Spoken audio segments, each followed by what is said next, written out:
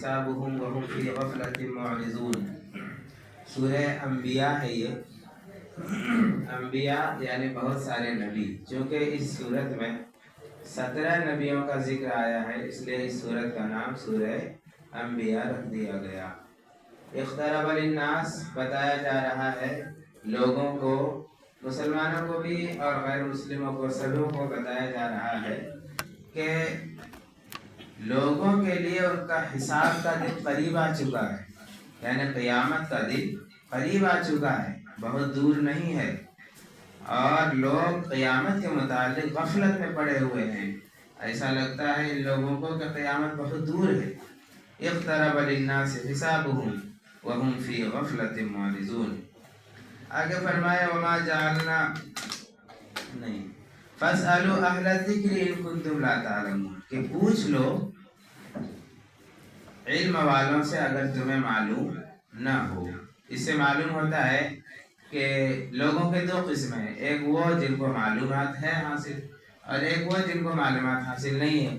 تو جن کو معلومات حاصل نہیں ہے وہ پوچھ لے ان لوگوں سے جسے معلومات حاصل ہے۔ اسے ہی تو تقلید کرتے ہیں کہ ایک آدمی دوسرے سے پوچھ لے اور مسئلہ حل کر لے، تو اس کی تقلید ہوئی، درست ہے۔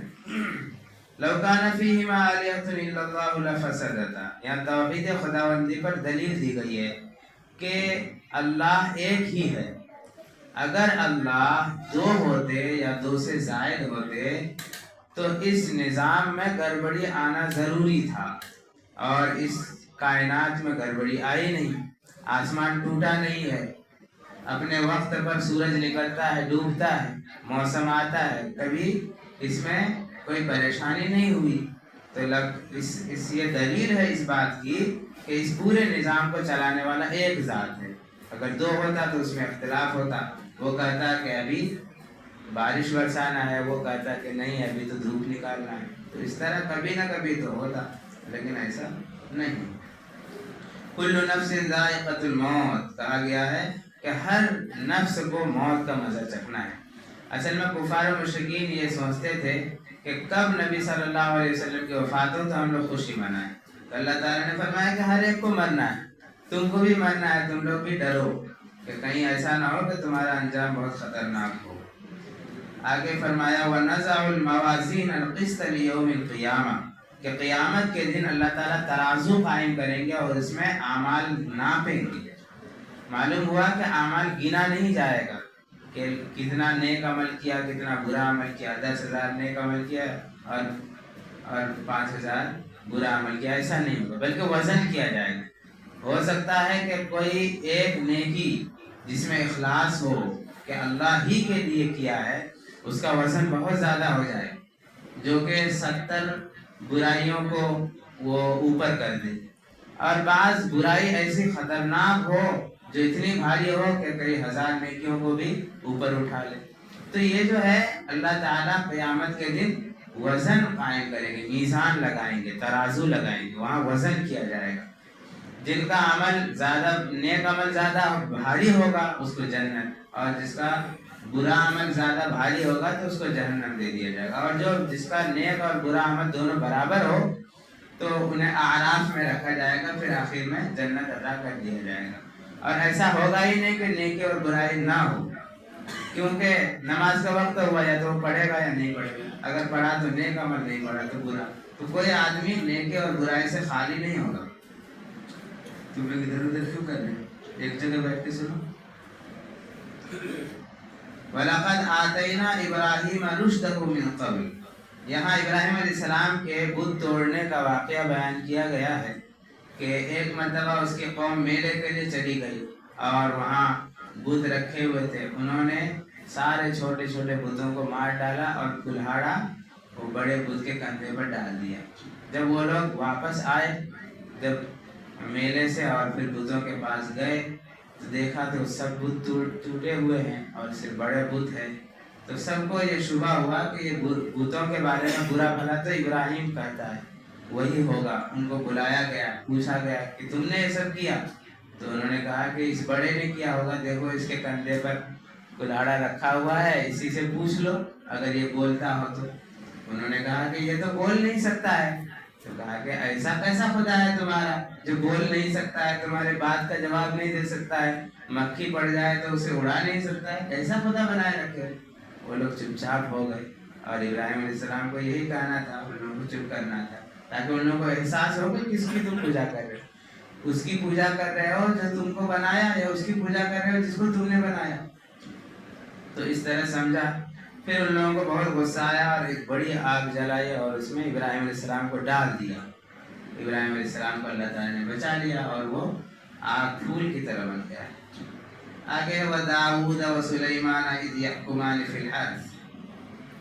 داؤد علیہ السلام اور سلیمان علیہ السلام چونکہ بادشاہ تھے, اور تو ایک آدمی آیا, دو آدمی آئے فیصلہ کرنے کے لیے, اور کہا کہ ایک آدمی نے کہا کہ ان کی بکریاں میرا کھیت کھا لی, تو اب کیا کیا جائے. تو داؤد علیہ السلام جو باپ تھے, سلیمان علیہ السلام بیٹے ہیں, داؤد علیہ السلام نے فیصلہ یہ کیا کہ جتنا نقصان ہوا ہے اس کو حساب لگاؤ, کتنا ہوتا ہے. حساب لگایا گیا تو بکری کے برابر. تو کہا کہ اس کو بدلے میں بکری دے دو, حساب پورا ہو گیا. پھر وہی دونوں سلیمان علیہ السلام کے پاس گئے حساب کرنے کے لیے. تو سلیمان علیہ السلام نے معاملے کو سننے کے بعد کہا کہ کھیت تم اس کو دے دو اور بکری اس کو دے دو, یہ کھیتی کرے گا, اور جب تک وہ فصل وہاں تک نہ پہنچ جائے جہاں تک پہنچا ہوا تھا, اور نقصان ہو کر کے وہ گھٹ گیا تھا, تو وہاں تک جب تک نہ پہنچ جائے کھیتی اس کے پاس رہے گی, اور وہ بکریاں چراتا رہے گا اور دودھ حاصل کرتا رہے گا. اور جیسے ہی کھیتی برابر کی ہو جائے گی, یہ بکری واپس کر دے گا اور وہ کھیت واپس کر دے گا. تو اللہ تعالیٰ نے فرمایا یہ حضرت سلیمان علیہ السلام فَفَهَمْنَاهَا سُلَيْمَانَ, ہم نے سلیمان علیہ السلام کو زیادہ سمجھ عطا کی تھی. تو داؤد علیہ السلام کا فیصلہ بھی صحیح تھا, اور یہ سلیمان علیہ السلام کا بھی فیصلہ درست تھا. اصل میں یہ ایسا مسئلہ تھا کہ جس میں نص نہیں تھی, یعنی اللہ کی طرف سے کوئی حکم نہیں تھا, دونوں نے اجتہاد کیا. تو اجتہاد کے بارے میں مسئلہ یہ ہے کہ اگر غلطی بھی ہو تو ایک اجر ملے گا, اگر صحیح ہو جائے تو 2 اجر ملے گا. تو جتنے بھی مجتہدین آئے اور انہوں نے قرآن اور احادیث سے مسائل نکالے, اگر غلط بھی نکالے تو ان کو 1 اجر ملے گا, اور اگر صحیح نکالے تو 2 اجر ملے گا. تو اس سے یہ بھی معلوم ہوتا ہے کہ 2 مجتہد کے درمیان اختلاف ہو سکتا ہے, اور اختلاف ہونا کوئی بری بات نہیں ہے. وہ ایوب, تو ایک واقعہ آ گیا ابراہیم علیہ السلام کا, آگے ایوب علیہ السلام کا. یہ سورہ انبیاء ہے, نبیوں کا واقعہ آتا رہے. وَأَيُّوبَ إِذْ نَادَىٰ رَبَّهُ أَنِّي مَسَّنِيَ الضُّرُّ وَأَنْتَ أَرْحَمُ الرَّاحِمِينَ.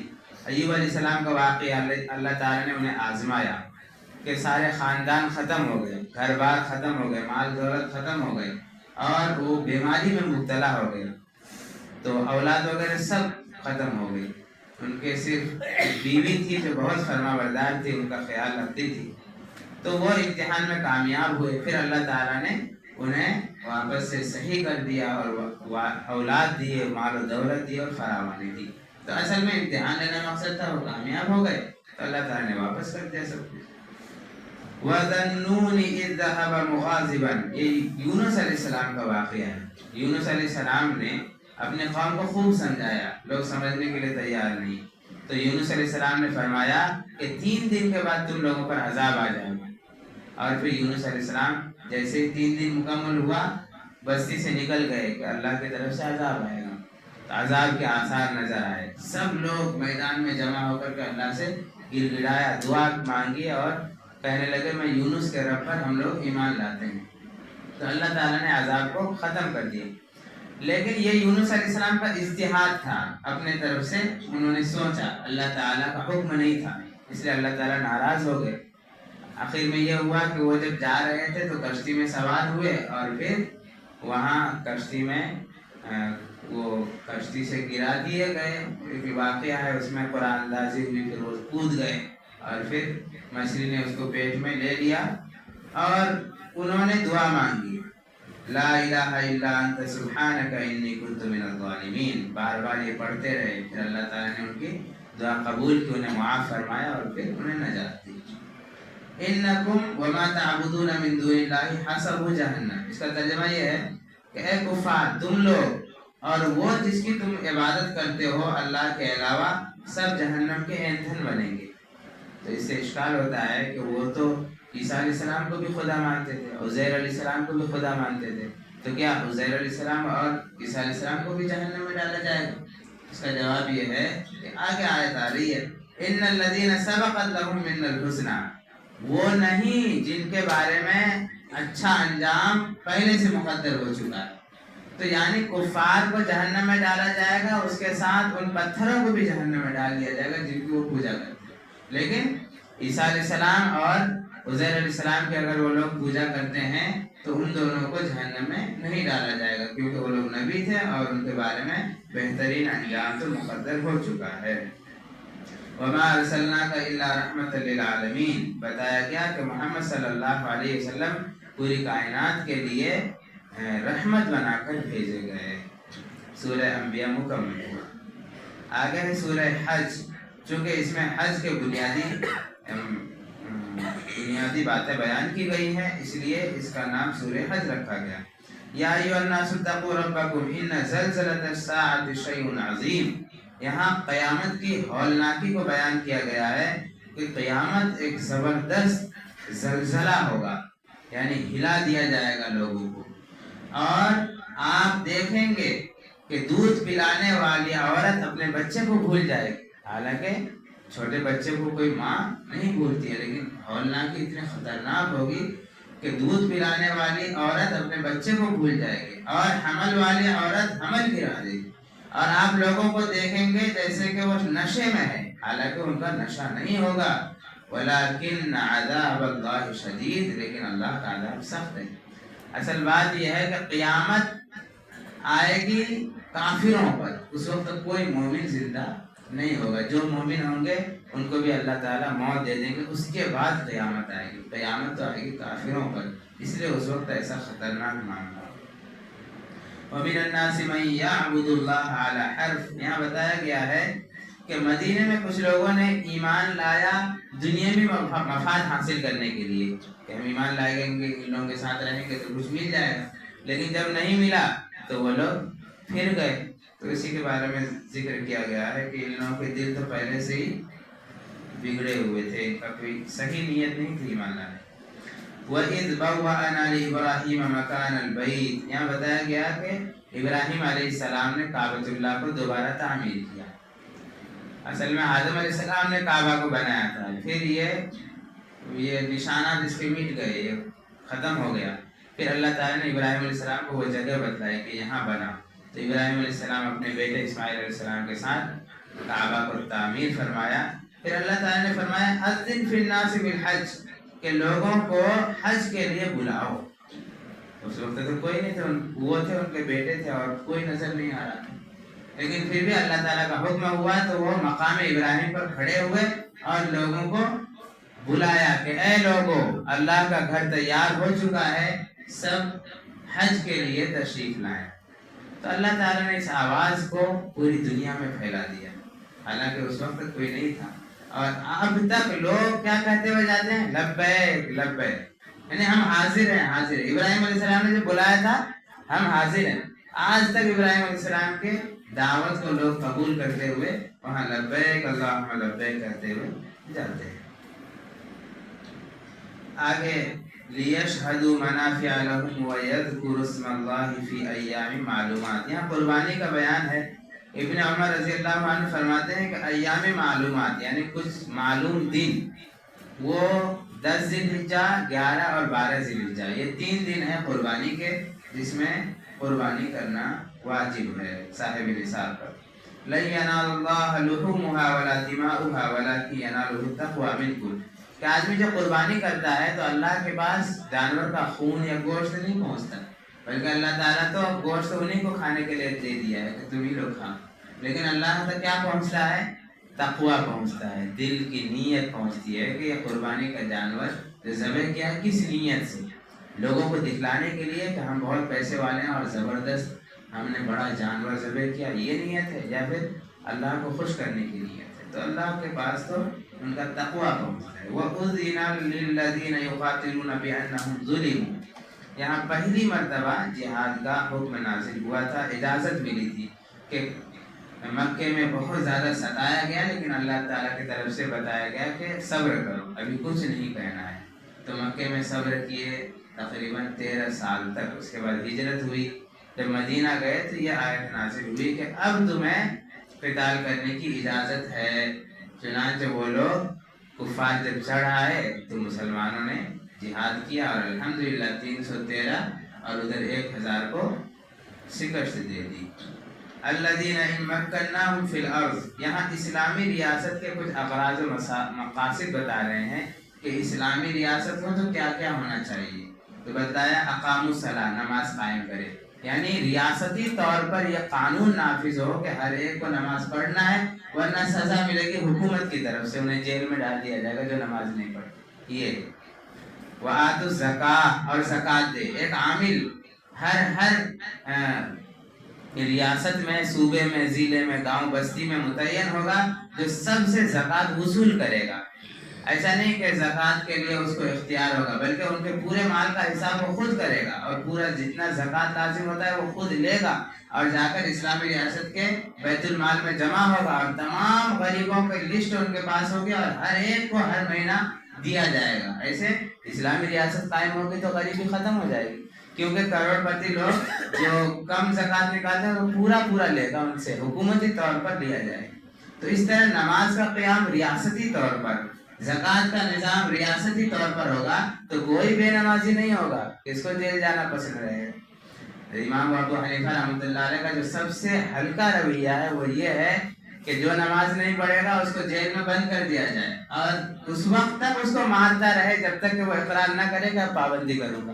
یہ سب سے ہلکا ہے، ورنہ امام شافعی رحمۃ اللہ علیہ فرماتے ہیں کہ اسے قتل کر دیا جائے جو نماز نہیں پڑھے۔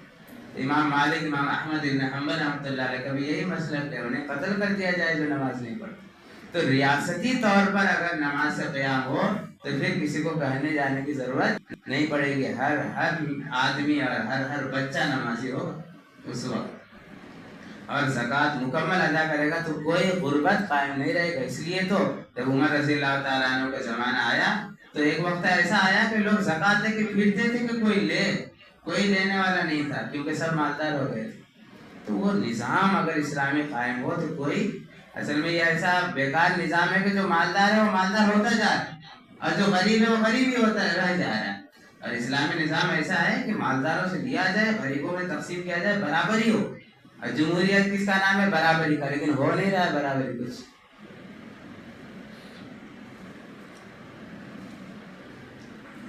آگے یا ایھا الناس ضرب مثل فاستمعوا لہ، یہاں ان معبودان باطل یعنی بتوں کی مثال دی گئی ہے کہ یہ سارے بت جو اللہ کے علاوہ معبود بنے ہوئے بیٹھے ہیں، یہ اگر سب کے سب مل کر کے ایک مکھی بنانا چاہے تو نہیں بنا سکتے، اور اس سے آگے بڑھ کر اگر اس پر ایک مکھی بیٹھ جائے تو سب مل کر اسے اڑا نہیں سکتے۔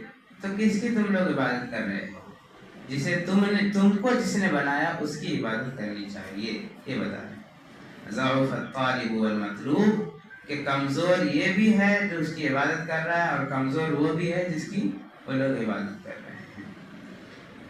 آگے وما جعل علیکم فی الدین من حرج، بتایا دین میں کوئی حرج نہیں ہے، یعنی کہ یہ آسان دین ہے، اس میں کسی کو مشقت میں نہیں ڈالا گیا، ایسا کام نہیں دیا گیا جو اس سے نہیں ہو سکتا۔ ہاں تھوڑی بہت مشقت پیش آ سکتی ہے، نماز پڑھنے کی پابندی کرنا کوئی آسان کام نہیں ہے، یہ مشکل کام ہے، لیکن مشکل کام کرے گا تبھی تو ان کو اجر دیا جائے گا۔ پھر کس کام کا جو اگر کھیل کود ہی ہو تو پھر اس میں کس چیز کا اجر؟ آخری آیت ہے لِيَكُونَ الرَّسُولُ شَهِيدًا عَلَيْكُمْ وَتَكُونُوا شُهَدَاءَ عَلَى النَّاسِ، کہتے ہیں کہ ہر نبی جو ہے اپنے امت کے بارے میں گواہ ہوگا، اگر نیک اعمال کیا ہے تو نیکی کا، اور برا اعمال کیا ہے تو برائی کا۔ جب انبیاء اپنے امت کے بارے میں کہیں گے کہ اے اللہ میں ان کو ڈرایا تھا اور انہیں دین کی دعوت دی تھی، یہ لوگ نہیں مانے تھے، تو ان کی امت انکار کر دے گی کہ نہیں، انہوں نے ہمیں نہیں ڈرایا، ہمیں کچھ نہیں بتایا، اس لیے تو ہم کافر رہ گئے۔ تو اب کیا ہوگا؟ تو اس وقت امت محمدیہ علی صاحبہ الصلاۃ والسلام، ان امت کو کہا جائے گا کہ تم بتاؤ کیا کہتے ہو، تو یہ گواہی دیں گے کہ یہ نبی جو ہے یہ صحیح کہہ رہے ہیں، اور یہ جو ان کے امتی ہیں وہ غلط کہہ رہے ہیں۔ تو اس سے اس امت کی فضیلت معلوم ہوتی ہے کہ ان نبیوں اور اس کے امتیوں کے درمیان جو اختلاف ہوگا تو یہ گواہی دیں گے. اچھا یہ کیسے گواہی دیں گے جب اس وقت تھے نہیں؟ تو فرماتے ہیں چونکہ قرآن میں آ گیا کہ ابراہیم علیہ السلام نے اپنی قوم کو ڈرایا لیکن وہ نہیں مانے، ادریس علیہ السلام نے ڈرایا نہیں مانے، نوح علیہ السلام نے ڈرایا 350 سال تک لیکن نہیں مانے. تو قرآن پر چونکہ ہمارا ایمان ہے ہم اس کے بارے میں گواہی دے سکتے ہیں. اسی لیے امت محمدیہ قرآن کی وجہ سے دوسری امت کے خلاف ان کے نبی کے موافق گواہی دیں گے، اور اس سے قرآن کی بھی فضیلت واضح ہوتی ہے اور اس امت کی فضیلت بھی واضح ہوتی ہے. اللہ تعالیٰ عمل کی توفیق نصیب فرمائے. وآخر دعوانا الحمد للہ.